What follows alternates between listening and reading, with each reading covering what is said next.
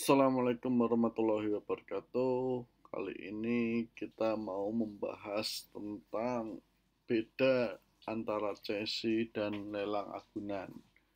Kenapa saya pilih topik ini? Karena saya masih mendapatkan eh, pertanyaan maupun mendapatkan hasil observasi bahwa masih banyak yang belum paham atau belum mengetahui perbedaan antara membeli agunan atau membeli jaminan kredit melalui mekanisme cesi dan lelang agunan. Nah, apa bedanya, terus kemudian keuntungan kelebihannya seperti apa, cocoknya untuk apa saja. Nah, saya akan mencoba menyampaikannya.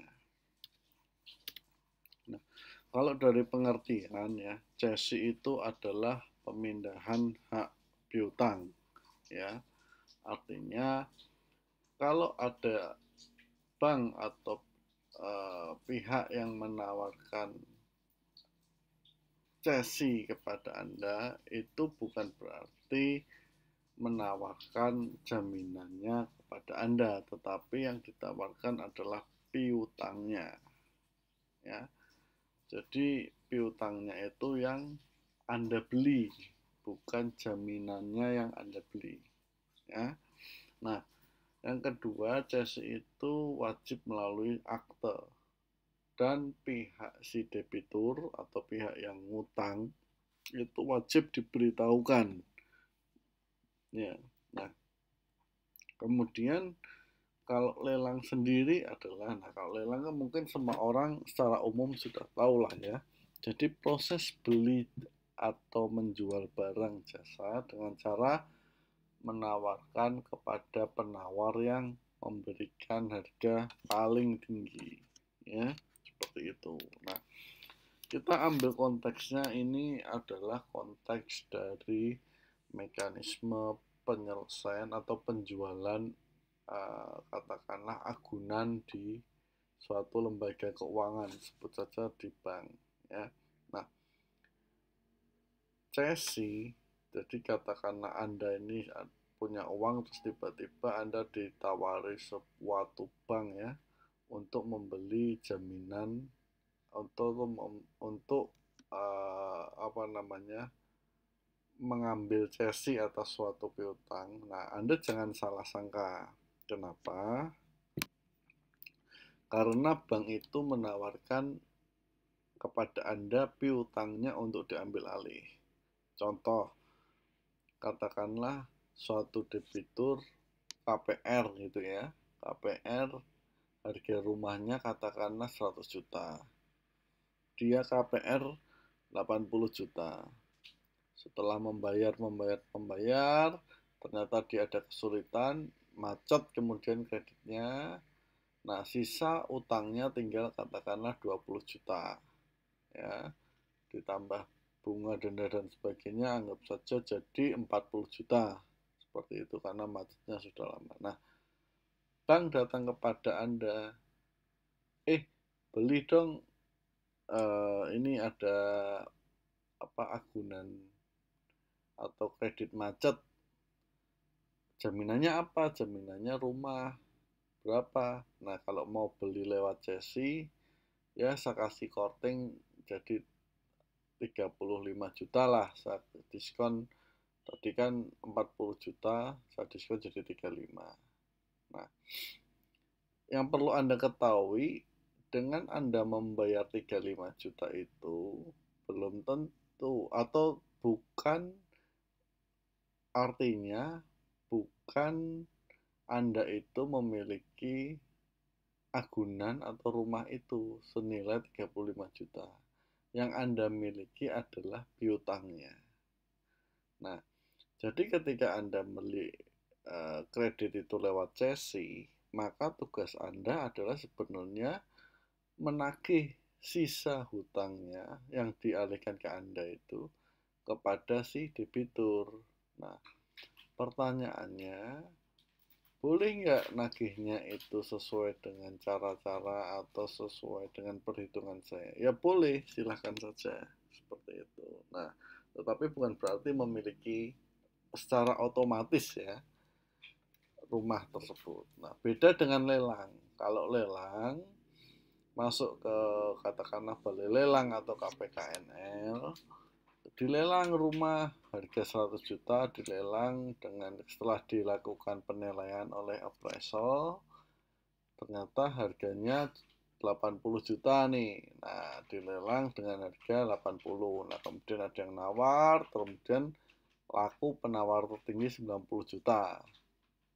Nah, dengan memenangkan lelang tersebut seharga 90 juta, maka Anda berhak mendapatkan rumah tersebut, rumah yang dilelang. Nah, itu bedanya dengan cesi. Tadi kan rumah sama-sama 100 juta, tetapi lelang itu yang dijual harga rumahnya memang karena untuk jual beli agunan. Tetapi kalau yang cesi, rumah harga 100 juta, kenapa cuman seolah-olah dijual 35? Karena yang dijual itu bukan harga rumahnya, tetapi adalah sisa hutangnya. Itu yang membedakan.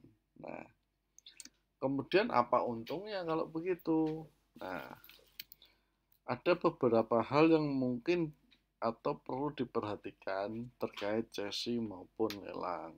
Nah, kalau cesi, ya pertama tadi adalah pihak yang membeli utang itu tidak serta-merta atau tidak otomatis memiliki rumah atau agunan. Ya. Jadi Anda beli cesi 35 juta atas agunan senilai 100 juta itu bukan berarti Anda punya hak untuk rumah tersebut senilai 100 juta. Tidak. Nah, yang Anda harus lakukan apa? Jadi kalau cesi pengen memiliki rumah ya, cesor ya. Jadi setelah beli 35, Anda kan dapat surat perjanjian atau akte notarial atau akte cesi. Kemudian Anda minta itu sertifikat hak tanggungannya sama akte pembebanan hak tanggungan. Anda datang ke BPN untuk melakukan coret pemegang HT. Nah, jadi HT-nya dulu namanya bank, kemudian dicoret menjadi nama Anda karena Anda yang sekarang memegang piutang itu. Nah, kemudian tagih kepada si debitur. Debitur, kamu sekarang bayarnya bukan lewat bank lagi, tapi lewat saya. Seperti itu. Nah, terus kalau kita pengen memiliki rumah itu melalui cesi gimana? Ya, mekanismenya adalah melakukan yang pertama, bisa melakukan gugatan ke pengadilan, ya, biasanya ya, tapi ini sebenarnya beda-beda, ada pengadilan yang bisa ada yang tidak, tetapi harusnya secara normatif pengadilan tetap akan meminta untuk dilakukan lelang, biasanya seperti itu. Nah, atau yang kedua langsung lakukan lelang. Nah, lelang sendiri tentu tidak bisa menggunakan harga utang karena lelang itu yang dinilai adalah harga jaminan, seperti itu ya. Jadi mekanisme cesi ini cocoknya adalah kepada kreditur atau investor yang punya ahli negosiasi. Contohnya begini, ada debitur atau orang yang utang nunggak dengan nilai 40 juta katakanlah, pokok plus bunga plus denda. Nah, kemudian Anda belilah utang itu dari bank senilai katakanlah Anda sudah deal sama bank, Anda dapat angka katakanlah diskon macam-macam 30 juta atau 38 juta atau terserah banknya dan Anda. Nah, yang Anda lakukan adalah selain ke BPN tadi, untuk mengamankan sisi legal Anda harus menagih. Nah, biasanya orang yang ditagih itu kan sifatnya beda-beda, ya. Makanya di sini butuh skill negosiasi yang ahli. Anda bisa datang ke si yang utang, si debitur, bilang, Pak, sekarang Bapak bayarnya ke saya. Nah, kalau dulu bayarnya katakanlah tiap bulan 1 juta, sekarang Bapak bayar ke saya katakanlah 500.000, atau macam-macam lah dengan cara Anda sendiri. Atau udah deh Bapak, saya lepas sertifikatnya kalau Bapak bayar saya, katakanlah tadi Anda dapat diskon dari bank 30 juta, maka Anda bilang, udah Pak, saya lepas 35 daripada Bapak harus lunasi ke bank 40 juta. Kalau tidak saya mau lelang atau sebagainya. Nah, itu cara-caranya. Tapi biasanya di sini Jesse ini digunakan oleh pemain yang ahli negosiasi, ya, atau ahli melakukan penagihan. Ya. Nah, untuk lelang berbeda, ya. Yang harus diperhatikan yang pertama, karena ini sifatnya adalah membeli rumah untuk dimiliki atau mungkin dijual lagi, ya, maka harus dicek rumahnya itu dihuni atau tidak. Nah, paling enak itu adalah lelang rumah kosong, ya, tetapi ya mungkin sangat dikit lah ya kalau hal seperti ini. Nah, kalau ada penghuninya, Anda harus siapkan biaya-biaya untuk pengosongan. Nah, ini yang bikin sebenarnya orang malas untuk melakukan lelang, karena tidak ada jaminan di situ, jaminan bahwa rumahnya sudah kosong dan sebagainya lah ya. Nah, tetapi ini lebih cocok bagi end user atau investor yang tidak mau ribet terkait negosiasi. Jadi kalau rumahnya kosong, untuk dimiliki lagi atau ditempati lagi ya enak, dapat risalah lelang, Anda tinggal balik nama sertifikat BPN, rumah itu milik Anda.